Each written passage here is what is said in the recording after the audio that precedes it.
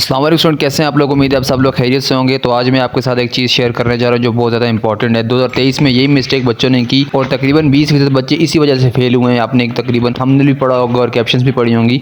तो मैं आपको बताऊंगा कि ये मिस्टेक आपने 2024 के पेपर्स में नहीं करनी। ये बड़ी इंपॉर्टेंट मिस्टेक है जो बार बच्चा तकरीबन करता है, क्योंकि उनको इनके बारे में गाइडेंस नहीं होती, तो इसी वजह से वो बच्चे मिस्टेक बार बार ये करते हैं। लेकिन आप लोगों ने नहीं करनी। मैंने आप उन मिस्टेक्स को मैं आपको बताऊंगा। आपने पेपर शीट कैसे, बबल शीट कैसे फिल करनी है। बबल शीट जो है 2024 में तकरीबन टोटली चेंज होगी, तो उसका नया पैटर्न क्या होगा वो भी मैं आपके साथ समझाता हूँ। तकरीबन आपने वीडियो तक कंप्लीट देखनी है। इंशाल्लाह इसको देखने के बाद आपकी वो वाली कन्फ्यूजन भी क्लियर हो जाएगी।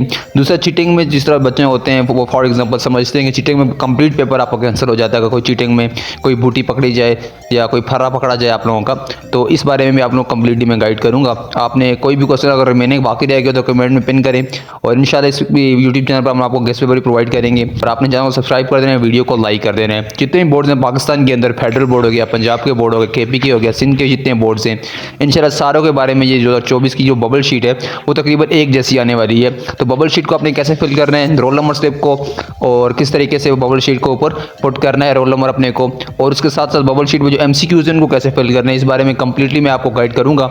तो आपने सबसे पहले चैनल को सब्सक्राइब करना है।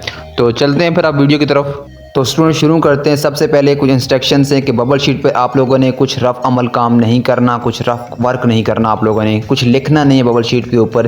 बबल शीट को बहुत ज़्यादा केयरफुल तरीके से आप लोगों ने फिल करना है, क्योंकि वो पता है कि आपका पेपर जितना भी डिपेंड करता है वो बबल शीट पर डिपेंड करता है। तो अपना रोल नंबर जब से अपलोड करेंगे तो वहाँ पर जो रफ वर्क है उस पर बिल्कुल कुछ भी नहीं लिखना, सिर्फ अपना रोल नंबर लिखना है बबल शीट पर। अगर किसी बोर्ड का नाम मेंशन हुआ कि अपना रोल नंबर के साथ साथ नाम लिखें, देन अपने अपना नाम भी लिखना है, लेकिन अपने सिर्फ अपना रोल नंबर वहाँ पर पुट करना है, और बड़े तरीके से पुट करना है। किस तरीके से करना है वो भी आपको बताऊंगा, लेकिन आपने रफ कोई काम नहीं करना बबल शीट पर। बबल शीट पर रफ काम करेंगे तो आपका कंप्लीटली पेपर जो है कैंसिल हो जाएगा। तो ये बबल शीट जो है कंप्यूटर के अंदर जाती है, वहाँ पर प्रोसेस होता है, तो वहाँ पर जब रफ काम पकड़ा जाएगा आप लोगों का तो वो कंप्यूटर वो प्रोसेस नहीं कर पाएगा, तो आपको पेपर इट्स मीन कि आप फेल हो जाएंगे। तो बबल शीट पे सबसे पहले आप लोगों ने रफ वर्क कोई भी नहीं करना। जिस तरह इस बच्चे ने रफ वर्क किया हुआ था बबल शीट पर, इसका पेपर कंप्लीटली कैंसिल कर दिया गया था। अब चलते हैं नेक्स्ट जो हमारे पास आता है वो है डेट ऑफ बर्थ। बाज़ बोर्ड के अंदर डेट ऑफ बर्थ भी पूछी जाती है। डेट ऑफ बर्थ का जो आप लोगों ने वो भी फिल करना होता है। तो बच्चे ने अब इसके में गलती किया गया, डेट ऑफ बर्थ में उसने मंथ भी मेंशन किया है और साथ सितंबर की जो तारीख है उसको भी मेंशन किया है। उसने डेट ऑफ मंथ में अब चीज़ें किस तरह तरीके से लिखी हैं वो आप लोगों को देख लें। उस बच्चे ने तारीख में वो चीज़ें लिखी हैं, फॉर एग्जांपल कोई भी बबल उसने कम्प्लीटली फिल नहीं किया, मतलब आधा आधा छोड़ दिया और जल्दी जल्दी में किया, तो इसका ये रिजेक्ट हो गया, मतलब इसका पूरा पेपर जो है वो कैंसिल हो गया।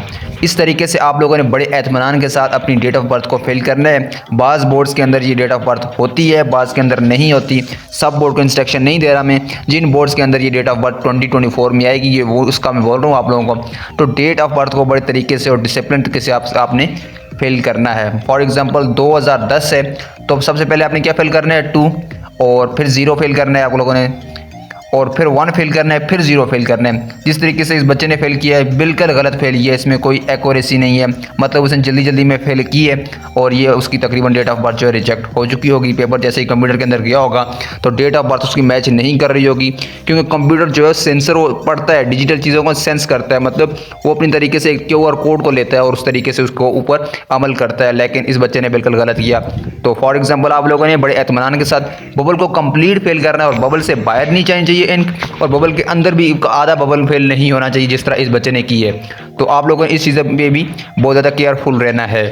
नेक्स्ट जो चीज़ आती है, बच्चे सबसे बड़ी चवल जो मारते हैं इसमें कि अपनी जो वो बिल्कुल ठीक करते हैं, मतलब फॉर एग्जांपल फिल ठीक करते हैं, बबल शीट को बेहतरीन तरीके से प्रिपेयर करते हैं, लेकिन पेंसिल के साथ करते हैं। देखें, पेंसिल के साथ मैं नहीं आपको सजेशन दूंगा करें, बड़े इत्मीनान से करें, पहले ही पेन के साथ करें। पेंसिल के साथ आप ये नहीं कहेंगे पेंसिल के साथ पहले करेंगे, पेन के साथ बाद में करेंगे। आप ब्लू या ब्लैक पेन के साथ आप लोग बॉल पॉइंट के साथ आप लोग कर सकते हैं, फिल कर सकते हैं, लेकिन पेंसिल के साथ नहीं करना है। जैसे पेंसिल के साथ आप करेंगे तो आपका ये जो बबल शीट है वो रिजेक्ट हो जाएगी। पेंसिल के साथ कंप्यूटर इसको डिजिटल तरीके से सेंस नहीं कर पाएगा।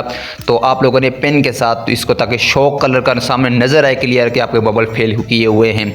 फिर दोबारा कहूँगा, इंक बाहर नहीं जानी चाहिए, ना बबल के बाहर जानी चाहिए, ना बबल के अंदर जो है इंक जो है वो बबल के अंदर कोई छोटा सा पार्ट भी बाकी रहना चाहिए। बेहतरीन तरीके से बड़े एतमानान के साथ आप लोगों ने बबल्स को फिल करना है। जैसे आप बबल्स फिल करेंगे तो आपको सेटिस्फैक्शन मिलेगी और आपका पेपर तभी एक्सेप्ट होगा, अदरवाइज़ आपका पेपर रिजेक्ट हो सकता है। कई बच्चों के पेपर रिजेक्ट हुए हैं 2023 में, बहुत ज़्यादा केसेस आए हैं फेडरल बोर्ड के, बच्चे दोबारा फिर ईमेल करना शुरू कर देते हैं। तो फेडरल बोर्ड ने रिव्यू करके दोबारा से बच्चों को जो मतलब डिजिटल तरीके से छोड़कर फेडरल बोर्ड ने मतलब ह्यूमन तरीके से दोबारा से इन पेपर्स को सेंस करके उनको पेपर्स को ठीक किया था। लेकिन फेडरल बोर्ड और दीगर बोर्ड ने कंप्लीटली ये फैसला कर लिया है कि इस मरतबा ऐसा नहीं होगा। जिन बच्चों के पेपर फेल हैं तो वो फेल हैं, क्योंकि इंस्ट्रक्शंस पहले से ही दे चुके हैं फेडरल बोर्ड, साथ इसके दीगर जितने बोर्ड्स हैं पाकिस्तान के अंदर, KPK के बोर्ड्स आगे और पंजाब के बोर्ड्स या सिंध के बोर्ड, जितने बोर्ड्स हैं इंस्ट्रक्शन पहले से वो दे चुके हैं। तो आप लोगों ने ये मिस्टेक दोबारा नहीं करनी।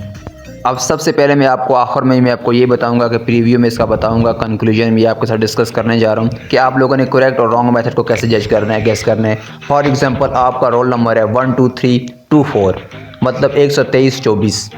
तो सबसे पहले आप लोगों ने एक करेक्ट मेथड को देखें। मैंने जब पूरा फेल किया है, 1 फेल किया है, दूसरे खाने में मेरे पास 2 आया है तो मैंने 2 को कम्प्लीटली फेल किया है। तीसरे खाने में मेरे पास 3 था तो मैंने 3 को कम्प्लीटली फेल किया। रोल नंबर ऊपर लिखा हुआ है, ये मैंने वैसे आपको समझाने के लिए किया हुआ है, 1 2 सीक्वेंस मैंने आपको समझाने के लिए किया हुआ है। चौथे खाने में मेरे पास अगर मेरे पास क्या आता है, 2 आता है, 1 मेरा रोल नंबर 2 है तो चौथे खाने में मैं 2 फेल करूँगा। और पाँचवें खाने में मेरे पास 4 आता है, मेरा रोल नंबर का पाँचवा इंसाफ जो है 4 है, तो यहाँ पर मैं 4 फेल करूँगा। इसी तरह रॉन्ग मेथड क्या होगा, रॉन्ग मेथड ये होगा कि कंप्लीटली, फॉर एग्जांपल आप MCQs नंबर 26 को देख लें।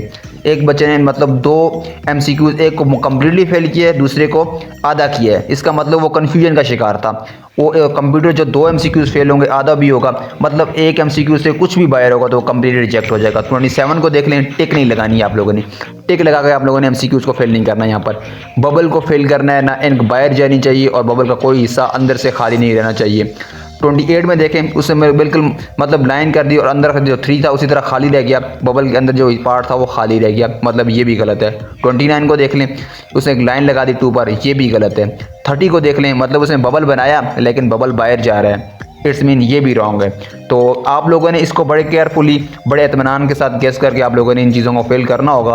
अपना रोल नंबर करेक्ट फेल करना है, अपने MCQ करेक्ट फेल करने हैं, बबल शीट को बड़े इत्मीनान से आप लोगों ने फेल करना है और इंशाल्लाह आपका पेपर जो है रिजेक्ट नहीं होगा। बहुत ज़्यादा बच्चे ये मिस्टेक करते हैं, आपको बड़ी माइनर सी मिस्टेक लगती होगी, लेकिन जब आप पेपर में बैठेंगी तो ये चीज़ें आपको कम्प्लीटली याद आएंगी कि ये चीज़ें इस तरीके से इनको फॉलो करना है। Thank you very much. Channel को सब्सक्राइब कर दें, वीडियो को लाइक कर दें।